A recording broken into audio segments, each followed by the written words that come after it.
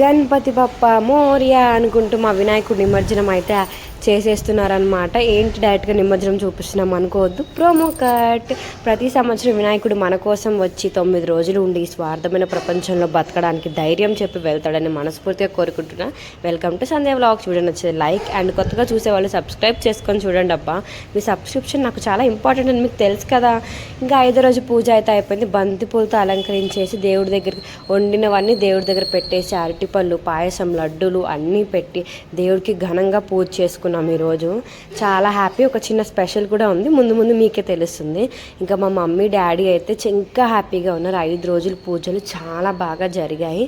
ఆ వినాయకుడు బ్లెస్సింగ్స్ మాతో పాటు మన సబ్స్క్రైబర్స్ అందరికీ ఉండాలి. అందరూ ఎప్పుడు హ్యాపీగా ఉండాలని నేనైతే మనస్ఫూర్తిగా కోరుకుంటున్నా అంట.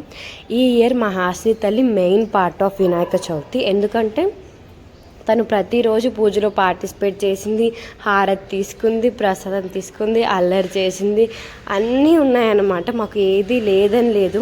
హాసినితో మాకు హ్యాపీనెస్ ఇంకా పెరిగింది. హ్యాపీనెస్ ఇంకా డబల్ అవ్వాలి. ఈరోజు ఇంకొక స్పెషల్ ఏంటంటే, మా అమ్మమ్మ ఎప్పుడు ఏ ఫెస్టివల్కి మా దగ్గర ఉండేది కాదు. ఈ ఇయర్ వినాయక చవితికి మా అమ్మమ్మ మాతోనే ఉంది. అది మా మమ్మీకి ఇంకా స్పెషల్ అనమాట. మా అత్తయ్య మామయ్య కూడా వచ్చేసారు ఈరోజు. సో ఎందుకు వచ్చారని మీకు ముందు ముందు తెలుస్తుంది అనమాట. మా అత్తయ్య మామయ్య వచ్చారన్నమాట. నా కోసం చాలా ఫ్రూట్స్ అవన్నీ తీసుకొచ్చారు, మీకు చూపిస్తాను.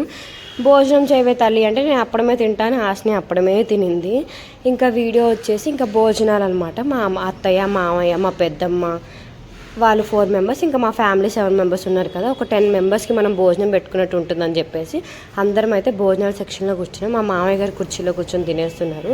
సో భోజనాలు అవ్వగానే ఇంక కొంచెం ఒక 2 మినిట్స్ నేనైతే రిలాక్స్ అయ్యాను. హాసిని అయితే ఇంకా అప్పుడే మొదలలేదనమాట.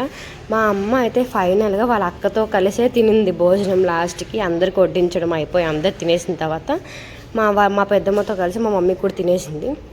ఇంకా వినాయకుడికి కొబ్బరికాయ కొట్టేసి 3 సార్లు కదుపుతారు కదా. సో వినాయకుడిని 3 సార్లు కదిపి ఇంకా ఇట్లా ఎత్తి ఇట్లా 3 సార్లు పెట్టి తర్వాత తీసుకెళ్తారనమాట. సో వినాయకుడిని కదిపేసి మా మమ్మీ అయితే కొబ్బరికాయ కొట్టేసి దండం అయితే పెట్టుకుందనమాట. ఎవ్రీ ఇయర్ రావాలి, 9 డేస్ మాతో ఉండి మాకు కొంచెం ధైర్యాన్ని ఇచ్చి వెళ్ళాలి అని చెప్పేసి మనస్ఫూర్తిగా కోరుకొని కొబ్బరికాయ కొట్టి దండం అయితే పెట్టుకుంది. సో దండం పెట్టుకున్న తర్వాత ఇంకా పైన పాలవెల్లికి ఉన్న పత్తిర్లు అన్నీ తీసి ఒక కవర్లో అయితే వేసేస్తున్నాం. సో నిమజ్జనంలో అవి కూడా వేసేయాలి కదా చెరువులో తీసుకెళ్ళి. సో అన్నీ తీసేస్తున్నారనమాట ఫాస్ట్గా ప్రతి ఒక్కటి కూడా. ఎందుకంటే ఏం మర్చిపోద్దు, మనం 5 డేస్ పూజ చేసాం కాబట్టి దానికి సంబంధించిన ప్రతిదీ తీసుకెళ్ళిపోయి అన్నీ వేసేసేయాలి. మా మమ్మీ అయితే దేవుడికి పెట్టిన మడపలు ఉంటాయి కదా, ఏవైతే పులిహోర, అన్నం, కర్రీ, బూరెలు అన్నీ ఏవైతే దేవుడికి పెట్టిందో సో అవి కూడా అన్నీ తీసేసి వేసేసామన్నమాట. బంతి పూలు, లైట్స్ వేయలేదులేండి, పువ్వులు అన్నీ వేసేసాము. లడ్డు కూడా వేయలేదు. మా మమ్మీ ఇంకా తెచ్చుకున్న చెరుకు చెట్లు, చెరుకు గడ్లు అవి కూడా వేసేసింది. చెప్పాను కదా, చెప్పినట్టే మమ్మీ ఇంకా అన్నీ వేసేసిన. హాసిని అయితే వినాయకుడు గొడుగు ఇవ్వనని మారం పెట్టింది. లాస్ట్కి అది కూడా తీసేసి అందులో వేసేసాంలేండి. అండ్ మడపలు అన్నీ వేసేసిన తర్వాత ఇంకా బయలుదేరం అయితే మొదలు పెట్టేశారనమాట. వినాయకుడిని కదిపి తీసుకెళ్ళాలి కాబట్టి కొంచెం అప్పటికే లేట్ అయిపోయింది. సో అందరు వచ్చి భోజనాలు చేసి వెళ్ళాలంటే లేట్ అవుతుంది కదండి. సో అలా అయితే లేట్ అయిపోయింది అనమాట కొంచెం లైట్గా. సో అన్నీ వేసుకొని మా మమ్మీ వాళ్ళు అయితే ఇంకా బయలుదేరడానికి రెడీగా ఉన్నారు.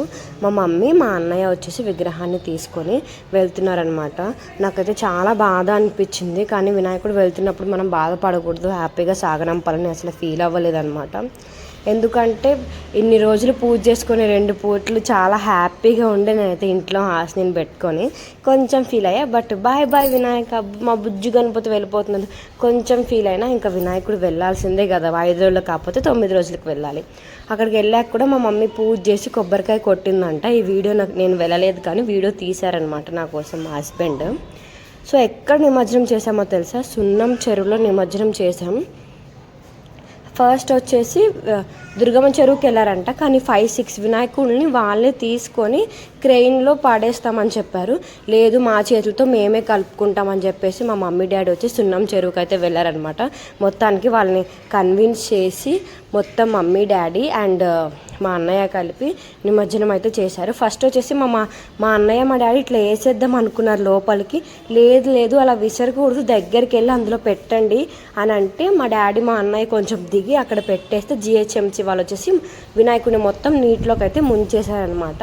ఇదన్నమాట మా నిమజ్జనం వీడియో. ఎలా అనిపించిందో కమెంట్ చేయండి. నచ్చితే ఖచ్చితంగా ఛానల్ని సబ్స్క్రైబ్ చేసుకోండి. ప్రతి ఒక్క సబ్స్క్రిప్షన్ చాలా